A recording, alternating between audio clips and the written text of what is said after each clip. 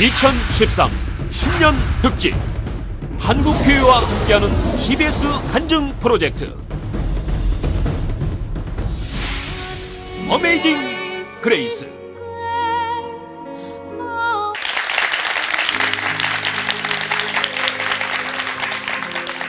여러분 안녕하십니까? CBS가 2013년 신년 특집으로 마련한 한국교회와 함께하는 CBS 간증 프로젝트 어메이징 그레이스 사회를 맡은 아나운서 백원경입니다.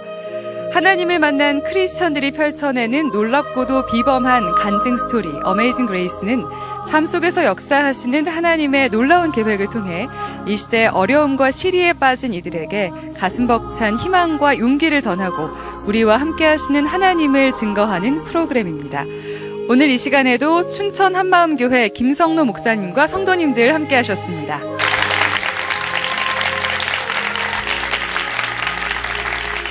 네, 지난 방송이 나간 후에 한마음교회와 최무진 형제에 대한 관심이 뜨거웠다고 합니다. 게임 중독이 그토록 심각한 것이었고 또 이를 극복하는 것은 하나님의 역사 안에서만 가능하다는 것을 깨달았다고 하는데요. 오늘은 두 번째 시간으로 강남에서 유흥업소를 운영하면서 술과 도박에 사로잡혀 나락의 삶을 살다가 이제는 전도왕으로 전도의 삶을 살고 있는 분입니다. 화면으로 만나보시죠.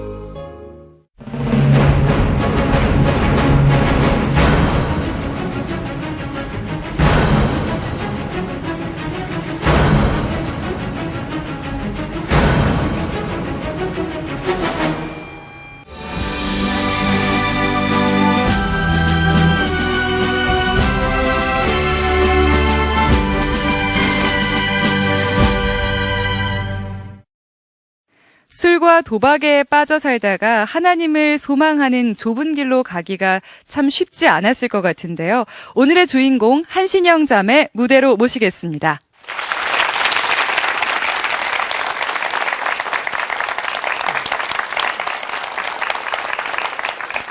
할렐루야, 반갑습니다. 저는 춘천 한마음교회에서 온 한신영 자매라고 합니다. 제가 이 자리에 서게 된 이유는 강남 템프로 술집 마담이었던 제가 부활하신 예수님을 만나고 로또를 맞은 그 어메이징한 간증을 나누고자 이 자리에 서게 되었습니다. 혹시 방송을 보시는 분들 중에 아직까지 예수님을 만나지 못한 분이 계시다면 이 간증을 듣고 저와 동일하게 부활의 주를 만나는 로또가 당첨되길 소망합니다. 저는 어릴 적에 집안이 가난했습니다. 그래서 막연하게 커서 돈을 많이 벌고 싶다 이러한 마음이 있었어요.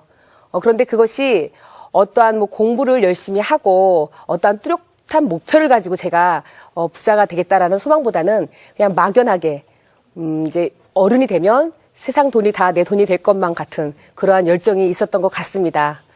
그런데 사실 중학교 때 상당히 꼴통이었어요. 굉장히 꼴통이었는데 그래서 중3 때 전학을 2번이나 옮겨 다니게 되었고요. 그리고 고등학교는 제가 야간을 들어가게 되었습니다. 잘 모르고 들어간 고등학교였는데 알고 보니까 낮에 이렇게 취업이 되더라고요. 근데 그 당시에 경기가 상당히 좋았거든요. 그래서 제가 이제 좋은데 취업을 하고 싶어서 열심히 공부를 했더니 반 배치고사 때 과 1등을 했습니다. 그래서 선생님의 추천을 받아서 대기업에 제가 들어가게 되었습니다.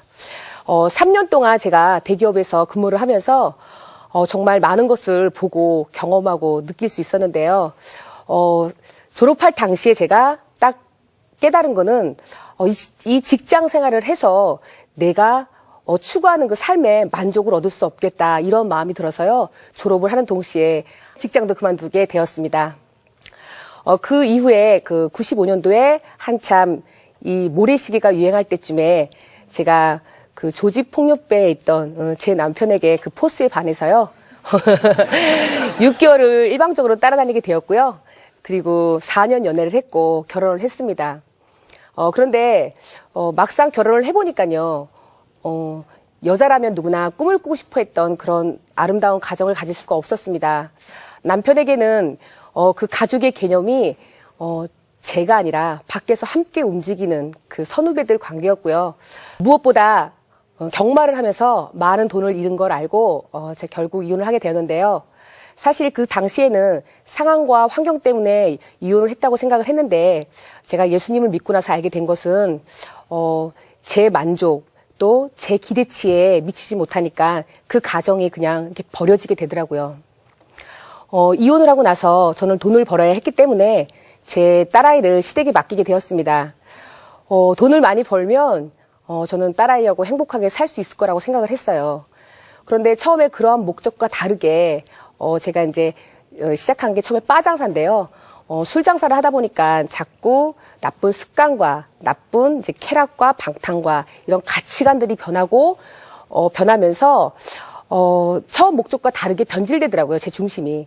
그래서 돈을 벌어서 집을 사고 어떤 제가 추구하는 안락한 삶이 되었는데도 불구하고 제가 딸을 귀찮아한다라는 거를 그때 당시엔 몰랐는데 나중에 제가 그것을 깨닫게 되었습니다. 제가 일했던 그 강남 술집의 그 부류는 템프로라고 하는 곳입니다. 템프로라는 곳은 소위 그 상위 10%가 드나드는 집인데요. 한마디로 부와 명예를 가진 사람들이 들어오는 집입니다. 근데 사실 그 부라는 수준이요. 거기 오시는 분들이 뭐 모두 그런 건 아니지만 거의 뭐 재산이 몇천억, 몇백억, 몇십억, 뭐 거의 그런 수준이었습니다. 물론 아가씨들도 정말 탤런트 뺨치게 이뻤는데요. 그렇다고 그 손님들이 그곳에 와서 늘 비싼 술을 마시고 밴드를 부르고 늘 그 쾌락과 방탕한 삶을 살면서도 삶에 대해서 만족을 하거나 행복해하는 삶을 저는 본 적이 없습니다. 항상 그들은 심심하다라는 말을 많이 했습니다. 아가씨들 또한 그곳에 일하는 아가씨들 수입이 수천만 원대인데요. 그렇다고 그 아가씨들이 그 수입에 만족을 해서 오는 아가씨들이 없었습니다. 그 외의 목적이 있었던 것이 많은데요. 사실 마담들이 하는 일이 그런 일이에요. 어떤 일이냐면 손님과 아가씨들을 중간에서 다리를 놓고요. 가게 외에서 만나는 관계인데요. 그렇게 짝이 지어지다 보면 외국으로 이제 카지노 여행도 가게 되고요. 또 골프 여행도 가게 되고 또 이 아가씨가 마음에 들면 비싼 수입차도 사주고요. 또 이제 아파트도 서슴없이 계약해주는 것을 많이 봤습니다. 그렇다고 그들의 관계가 오래가는 건 아닙니다. 오래가는 건 아니고 거의 평균 한 1년 정도 이렇게 가는 걸 봤습니다, 제가. 근데 그렇다고 그 아가씨들도 그렇게 벌었던 돈을 또 이렇게 좋은 데로 이렇게 쓰는 게 아니고요. 거의 다 유흥비로 날립니다. 그런 돈을 어떻게 보면은 쉽게 버는 돈이고 어떻게 보면은 어렵게 버는 돈인데 그렇게 번 돈을 가지고 똑같이 유흥업소로 갑니다.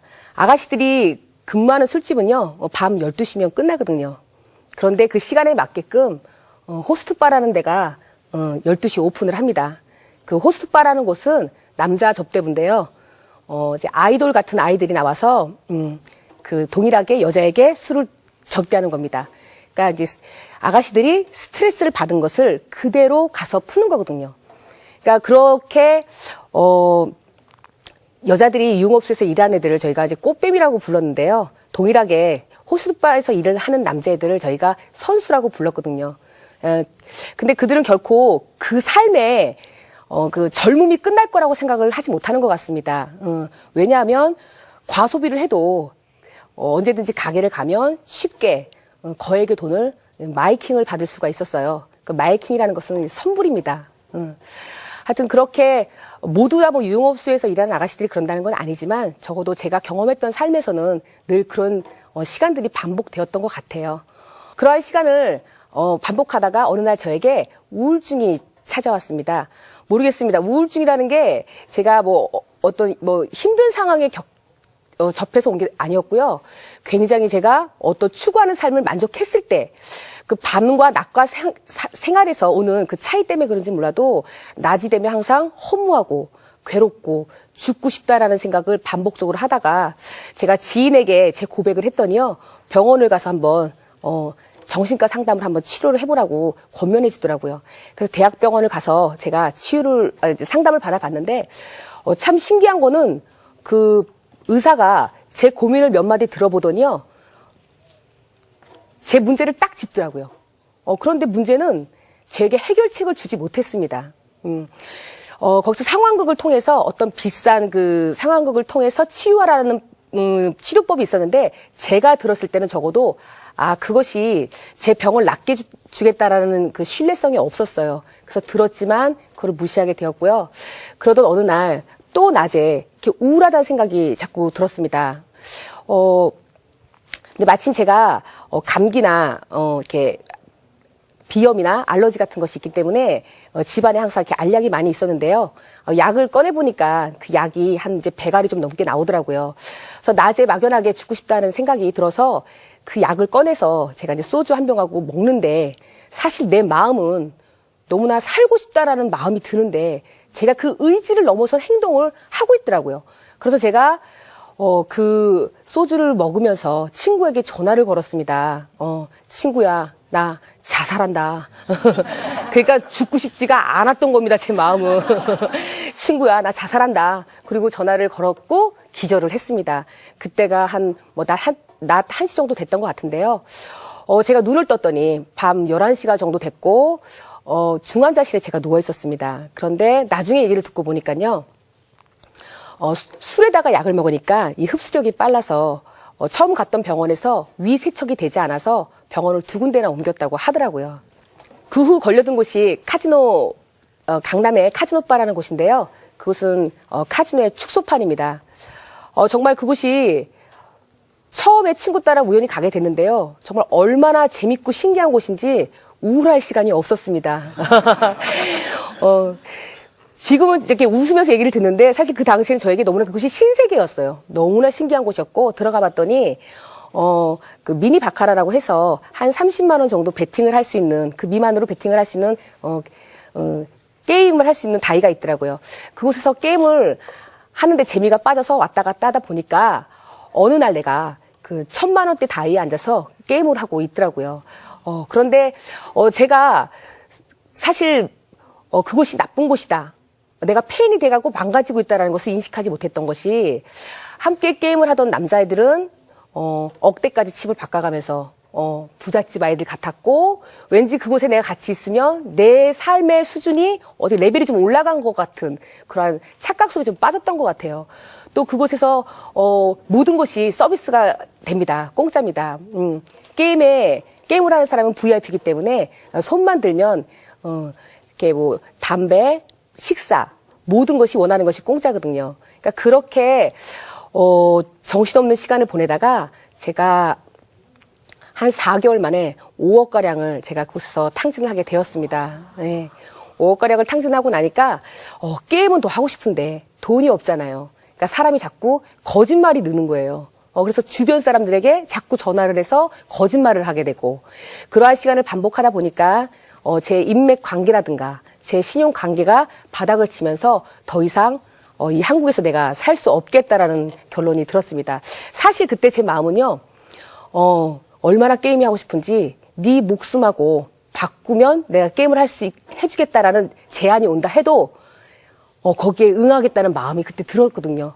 그것이 잊혀지지가 않았고 제가 그 당시에 죽지 않고 지금까지 살아있다는 게 정말 하나님의 은혜인 것을 제가 지금 경험합니다.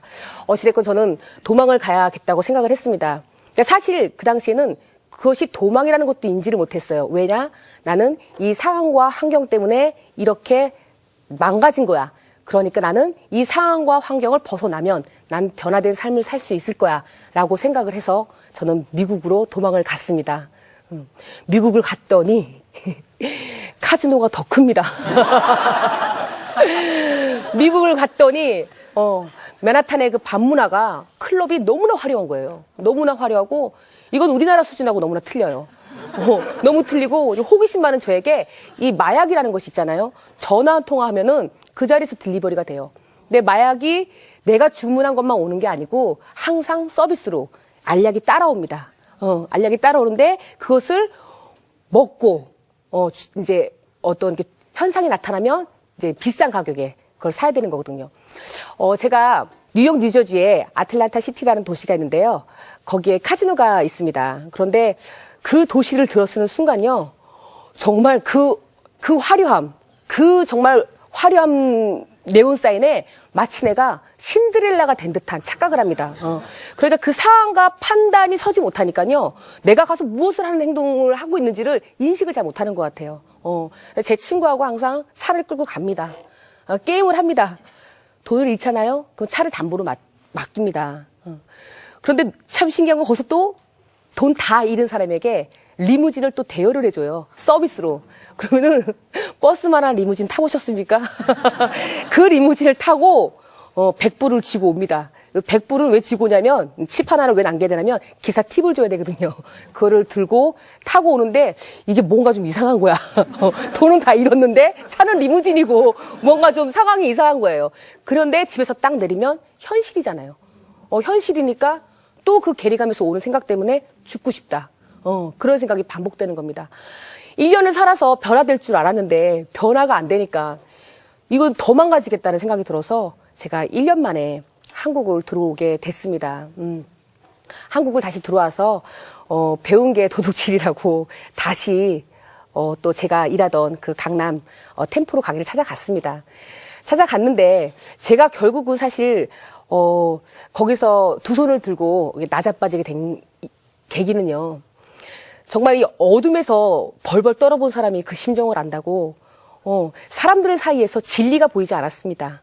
사람들 사이에서 진리가 보이지 않았고 그전에는 보지 못했던 부분 같은데요. 제가 이렇게 어떤 모든 것을 잃고 나서 그런지 몰라도 열등감인지 몰라도 자꾸 사람들이 저한테 거짓말을 하는 것 같고요. 자꾸 저를 뭐랄까 얕보는 것 같고 속이고 거짓말하고 어떤 사람들의 그 잔인한 이면 속에 있는 그 잔인한 모습들이 자꾸 이게 보이는 거예요. 그러니까 사람이 육체적으로 힘든 건 참겠는데요. 그렇게 정신적인 스트레스가 이게 반복되다 보니까는 견딜 수가 없더라고요. 그러니까 또 낮에 죽고 싶다, 살고 싶지 않다. 저는 사실 성격이 굉장히 명랑합니다. 굉장히 명랑한데 그 죽고 싶다라는 생각이 왜 드는지 저도 잘 모르겠더라고요. 그런데 자꾸 의지를 넘어선 행동을 반복하려다가 보니까 괴로워서 못 살겠더라고요, 정말. 그런데 그러한 시간을 반복을 하다가 제 운명을 바꾸는 전화 한 통화를 받게 되었습니다.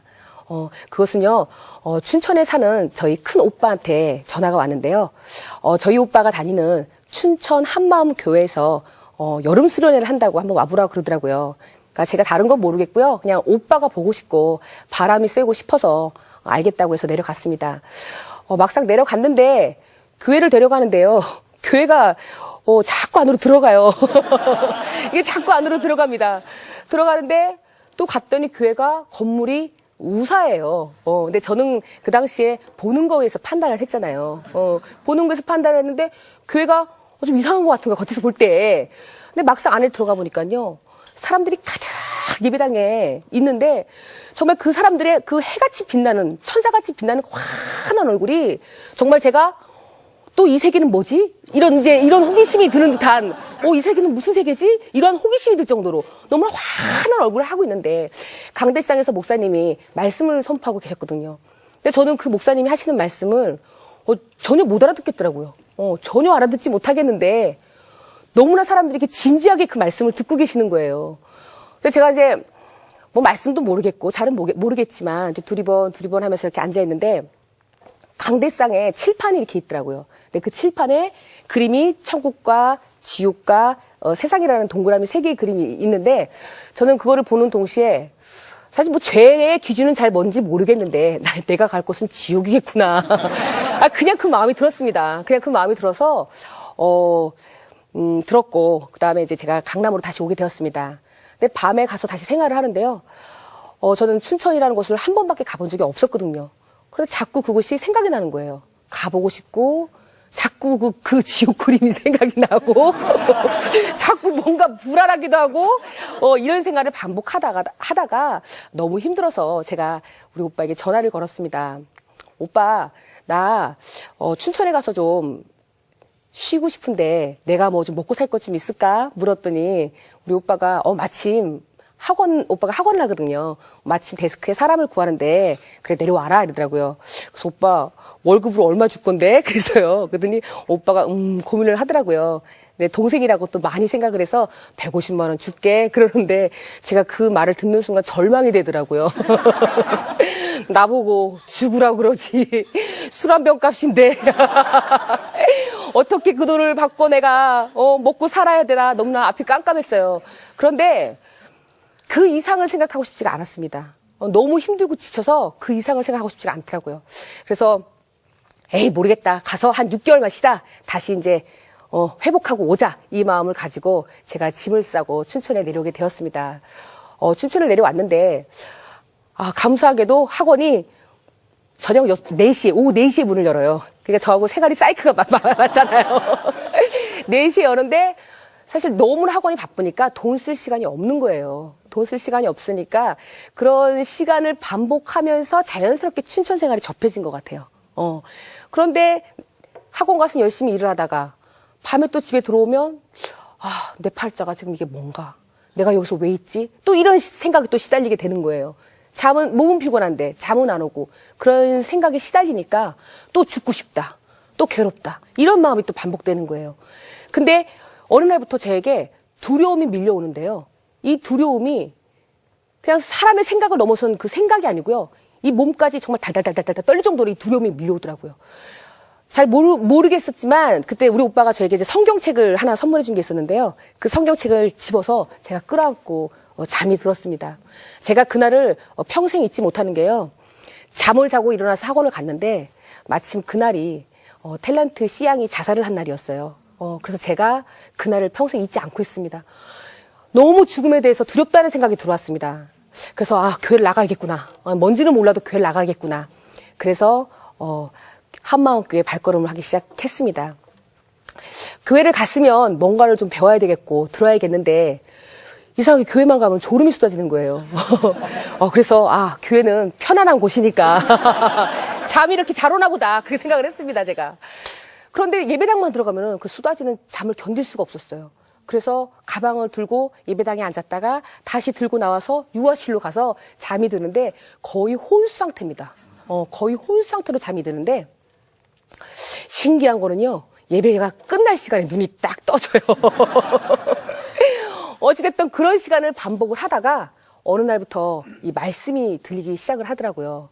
그리고 제가 복음이 무엇인지 처음 듣게 되었습니다. 저는 어릴 적에 교회를 잠시 다닌 적이 있었는데요. 저는 예수님이요. 정말로 이 머리에 이렇게 후광 달고 나오는 그런 신화적인 가상인물인 줄 알았습니다. 그런데 이 교회에서 처음 듣기를 예수님이라는 인물이 BC와 AD의 정확한 기준이 되시며 이분이 4대 성인 중에 한 분이라는 이런 얘기를 듣고 너무 충격을 받았습니다. 너무 충격을 받았어. 저는 있잖아요. 성경책이요. 굉장히 어려운 건 줄 알았어요. 배운 사람들만 보는, 신학 공부하는 그런 분들만 보는 책인 줄 알았는데 이 성경책이 구약과 신약으로 나눠져 있는데요. 구약은 이스라엘의 역사이며 메시아가 올 것에 대해서 300여 가지의 예언서가 기록되어 있다는 겁니다. 그리고 신약은 하나님께서 이 땅에 사람으로 오셔서 인류의 죄를 지고 십자가에서 돌아가셨다는 거예요. 그리고 이분이 십자가에서 나의 죄를 위해서 죽으시고 이분이 나의 주인이라는 것을 믿게 하기 위해서 이분이 부활이라는 증거를 주셨다는 거예요. 저는요, 부활절은 달걀 먹는 날인 줄 알았거든요. 그런데 정말 사도행전 17장 32절에 하나님께서는 부활로 모든 사람에게 믿을 만한 증거를 주셨다는 겁니다. 이분이 부활로 나의 주인이라는 것과 이분이 2000년 전에 십자가에서 죽고 끝난 것이 아니라 살아서 지금까지 나와 함께 하신다는 걸요. 이 복음을 처음 들었을 때는요. 제 인생이 정말 뒤집어지는 줄 알았습니다. 너무 충격을 받았어요. 그래서 이 복음을 듣고요. 내가 주인된 죄로 회개하고 내 인생, 내 마음대로 내가 주인되어 살았던 죄를 회개하고요. 이분을 마음의 주인으로 영접하게 되었습니다. 예. 사실 말이야 바른 말이지. 천국도 안 보이고 지옥도 안 보이고 하나님도 안 보이는데 이분을 어떻게 믿을 수가 있겠어요. 예? 내가 나하고 살을 맞대고 사는 남편 속도 모르겠고 내 뱃속으로 낳은 자식 속도 모르잖아요. 내가 내 마음 나도 몰라서 인생을 그 꼬라지로 살았는데 제가 어떻게 보이지 않는 하나님의 마음을 알 수 있겠어요. 그런데 정확하게 사도행전 2장 38절에 말씀에 근거하여 예수 그리스도 이름으로 죄사함을 얻었더니 성령이 제 안에 오셔서요. 이 모든 말씀을 믿게 해주시고 깨닫게 해주시고 가르쳐 주시는데요. 정말 너무나 놀라웠습니다. 저는요 정말 평생 살면서요 그 무엇을 가져도 만족이 없던 여자였어요. 그 무엇을 가져도 저는 만족하지 못했던 여자인데 예수님을 영접하고 나서요 제 안에서 구원의 감격과 이 기쁨과 이 평강과 정말 세상이 줄 수 없는 이분의 사랑을 경험하면서요. 아, 내가 지금까지 세상에서 진짜라고 믿어왔던 이 행복이 짝퉁이었구나. 이것이 정말 짝퉁이었구나. 정말 예수님이 주신 평강과 기쁨을 경험을 하니까요. 아, 이게 정말 오리지널, 이게 정말 명품이구나. 그걸 깨닫게 되었습니다. 이분이 주시는 참된 평강과 기쁨을 누리고요. 너무나 놀라서요. 제가 우리 오빠에게 달려가서 오빠 이거는 나 혼자서 알아서는 안 된다. 오빠 이거는 PD수첩에 연락을 해야 된다. 오빠 이거는 그것이 알고 싶다는 전화를 해야 된다 이거는. 아니 하나님 여기 살아계시는데 도대체 뭐 하는 거냐. 난리가 났었어요 제가. 정말 그 정도로 제가 충격을 받았습니다. 그렇게 이제 이분과 인격적인 관계가 시작되면서요. 새벽 기도가 시작되었습니다. 사실 제가 기도도 할 줄 모르고 말씀도 모르잖아요. 근데 정말 그 성령의 도우심을 따라서 새벽을 갔더니요. 정말 천국과 지옥이 실제인 거를 알게 된 순간 정말 다른 기도가 나오지 않더라고요. 정말 아버지, 정말 아버지만 나오는데요. 정말 제가 정말 그 당시 방언이 아버지였어요. 아버지. 이 아버지를 부르면서 정말 기도를 하는데 저는 정말 있잖아요. 요한복음 1장 5절에 보면 빛이 어둠에 빛이 돼 어둠이 깨닫지 못하다라는 말씀에서 이 어둠이라는 걸요. 저같이 유흥업소 다니고 저같이 세상에서 못된 짓 했던 사람들한테 하시는 말씀인 줄 알았는데 이 성경에서 말씀하시는 어둠은 자기가 주인 되어서 하나님 말씀을 듣지 못하고 자기가 주인 되어서 하나님을 알아보지 못하는 것을 어둠이라고 기록되어 있더라고요. 내가 내 자신을 알잖아요. 세상에서 얼마나 더럽고 추하고 얼마나 많은 죄를 지고 산지 알잖아요. 근데 내가 어떻게 내가 주인 되었던 죄를 회개하는 것만으로 구원을 받을 수 있을까? 정말요. 그 구원의 감격과 감사함을요. 저 주체하지 못했어요. 그 당시에. 물론 지금도 맞습니다. 지금도 너무나 감사하고 감격스러운데 너무나 충격을 받았고요. 정말로 예수님께서 십자가에서 인류의 죄를 끝냈다는 말씀이 맞더라고요. 그러니까 내가 주인 된 죄를 돌이키고 이분을 영접한다는 그 말씀이 너무나 당연한 거였더라고요. 정말 이 세상에서 폐인이나 다름없던 제게 정말 이 부활의 주를 만나 정말 이분이 나의 주인 되신다는 이 복음은요. 정말 로또였어요. 로또. 왜냐하면 나는 내 인생 내가 주인 돼서 살아가는 게 너무 고달팠거든요. 저는 그렇게 세상에 대해서 열정이 있었지만은 결국은 세상에서 내가 아무것도 할 수 없다는 걸 깨달았기 때문에 이분이 나의 주인 되신다는 이 복음은요. 정말 완전 로또였습니다. 로또. 너무나 감사하고 정말 그렇게 감격에 젖어서 제가 신앙생활을 하게 되었는데요. 이제 새벽 기도를 나가는 가운데 어느 날 하나님께서 제 마음에 금식을 하라는 마음을 부어주시더라고요. 하나님께서 가장 기뻐하는 금식은 흉악의 결박을 끊는 금식이라고 하는데 저는 그때 당시에 금식의 뜻을 잘 몰랐으니까 하나님이 그 마음을 부어주시는데요. 제가 바로 하나님 저는 못해요. 하나님 이 마음이 들었어요. 근데 하나님께서 기질대로 역사하신다고 제 마음에 이러는 거예요. 야 너는 카지노에서 잘 도금떠라. 그러시는 거예요. 왜냐하면 카지노로 가면요. 밥 먹는 시간이 아까웠어요. 노느라고. 밥 먹는 시간이 아까워서 이틀이든 3일이든 굶고 제가 했던 기억이 있거든요. 하나님께 너무 죄송한 마음이 들어서 금식을 시작했습니다. 어떤 뚜렷한 기도 제목이 있었던 게 아니고 정말로 세상에 함께했던 그 친구들이 생각났고요. 정말 어떤 상황과 환경에 대한 기도가 아니라 세상에 있는 내 친구들 어떡하나. 하나님 내 친구들 어떡합니까 정말. 저 믿지 않았던 내 남편은 어떡하고 내 자식은 어떡하고 하나님 이 복음을 모르고 사는 세상 사람들은 어떡합니까. 정말 그 영혼에 대한 뜨거운 마음으로 기도를 하는 가운데 5일째 되는 날 하나님께서 저에게 기도응답을 주셨는데요. 내가 내 가정을 회복시켜 주리라 이 마음을 주시더라고요. 이 말이 떨어지자마자 저는 NO! 하나님 NO! 그랬어요. 왜냐하면 제 남편하고 저는요. 재혼을 할 수가 있는 관계가 아니었습니다. 절대 그런 관계가 아닌 거를 서로가 알기 때문에 NO! 그랬어요. 근데 하나님께서 너는 네 남편이 지옥을 가도 괜찮겠냐 이 마음을 보여주시더라고요. 근데 거짓말처럼요. 이 마음이 이 기도응답이 딱 떨어지는 동시에 전화가 왔습니다. 전화를 받아보니까 남편인 거예요. 근데 제가 받기가 왜 두려웠냐면요. 내가 지금까지 예수님 만나고 전화를 걸어서, 채 아빠. 이제 우리 애 때문에 전화를 했었거든요, 제가. 채 아빠. 하나님 살아계신다. 이분이 정말 부활했다. 예수님이 진짜 살아계신다라고 얘기했더니 저한테 하는 말이, 네가 술에 미쳐. 도박에 미쳐. 이젠 종교까지 미쳐가지고 나한테 전화를 해서 이런 얘기를 하냐고. 제발 미치려면 곱게 미쳐라. 내 딸에게는 너가 없는 게 낫다. 연락을 하지 말아라. 그랬던 남편이었는데 전화가 오는 거예요. 그 전화를 받았습니다. 전화를 받았는데 그동안 핍박했던 목소리하고는 완전히 다르게 아주 착한 목소리로 나 춘천 내려가서 바람이 쐬고 싶은데 가도 괜찮을까? 이러는 거예요. 그래서 그러세요 하고 그다음 이제 남편이 춘천으로 오게 되었습니다. 와서요. 전 남편이 성격이 어떤 사람인지 몰랐어요. 말이 없어서. 20년을 알고 지냈지만 어떤 사람인지 잘 몰랐는데 이 복음을 듣고요. 남편이 아멘을 하더라고요. 그래서 하나님 말씀에 아멘하는 사람이 좋은 사람이구나라는 걸 제가 그때 알았습니다. 근데 남편이 예수님을 영접하고요. 춘천과 서울을 한 3, 4개월을 왔다 갔다 살펴보면서 이제 이 복음에, 부활하신 복음에 확신을 하고 춘천으로 이사를 오게 되었습니다. 그리고 이사를 오게 되었고, 제 딸은 그 이후 한 5개월 있다가 내려와서 저희 가정이 주 안에서 회복이 되었고요. 그다음부터 춘천 한마음교회에서 신앙생활이 시작되었습니다. 제 남편은요, 40년 동안 한 번도 직업을 가져본 적이 없던 남자예요. 그리고 술, 도박, 마약, 저보다 더 중증환자인 거를 제가 알고 있거든요. 그런데 예수님을 영접하고 나서요, 이 사람이 눈을 떠서 술 안 먹고나 볼까? 담배가 끊고 싶다? 이러더니요, 단번에 모든 것을 끊기 시작하는데 제 눈으로 보고 함께 살면서도 믿겨지지가 않는 거예요.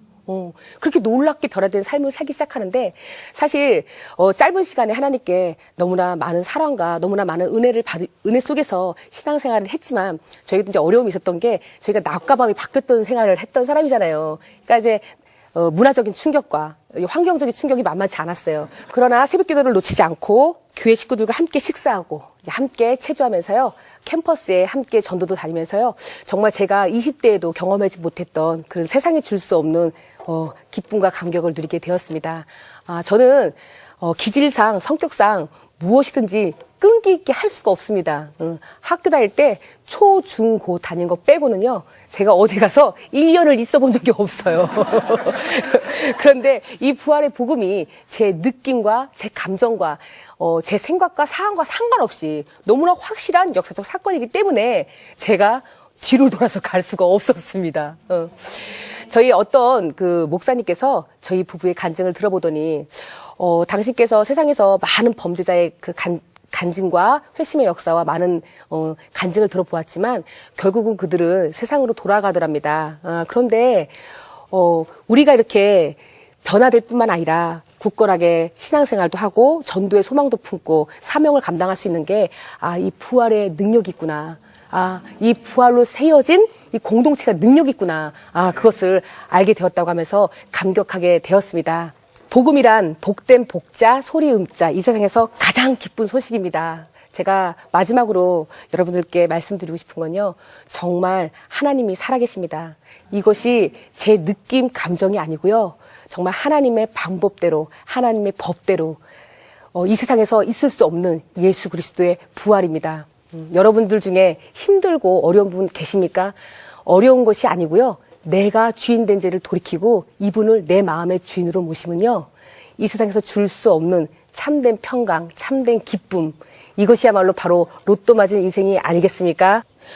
오직 이 부활의 복음이 각 가정에서 역사되고 온 열방으로 퍼져 우리 예수 그리스도 이름만이 영광받길 소망합니다. 예수님 짱입니다요. 아멘. 네. 웃음과 감동이 있는 은혜로운 간증 잘 들었습니다. 고맙습니다. 네. 이혼 이후 8년 만에 가정이 회복되고 지금까지도 아주 화평하게 지낸다고 들었는데요. 네. 비결이 있을까요? 네. 한 가정에 주인이 둘이잖아요. 그래서 매일 싸웠습니다. 네. 그런데 지금은 저희는 주인이 한 분입니다. 그분이 예수님이기 때문에 그분의 말씀대로 저희가 항상 새벽 기도를 놓치지 않기 때문에 말씀을 통해서 저희 삶이 잘 정리가 돼서 제2의 신혼생활을 하고 있습니다. 아, 정말 한신영 자매님도 너무 아름다우시고 우리 예수님 정말 멋진 분이라는 생각이 듭니다. 전도를 정말 잘하실 것 같아요. 전도 왕을 소망하신다고 들었는데 전도 잘하는 비결 좀 알려주세요. 저희는 작은 교회가 있는데요. 다른 교회에서는 그걸 구역예배라고 합니다. 그런데 저희는 은사대로 섬기고 교제하고 또 찾아가서 팀별로 움직이기 때문에요. 한 사람을 놓고 전도하는 일이 너무나 쉬운 것 같아요. 이게 나는 씨를 뿌렸고 아볼로는 물을 주었을 때 오직 자라나게 하시는 이는 하나님이라고 하셨으니까요. 나머지는 하나님께서 알아서 하실 줄 믿습니다. 아, 네. 전도의 열정이 느껴집니다. 한신영 자매님께 다시 한번 큰 박수 부탁드립니다.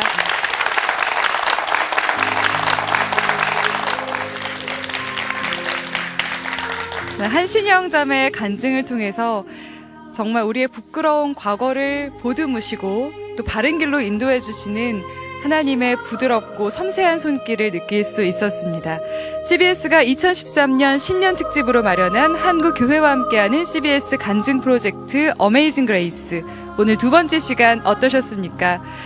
다음 이 시간에는요, 남편의 암투병도 이기게 한 성령의 역사를 증거할 이지은 자매 이야기 함께하겠습니다. 지금까지 함께해주신 한마음교회 성도님들과 시청자 여러분 고맙습니다.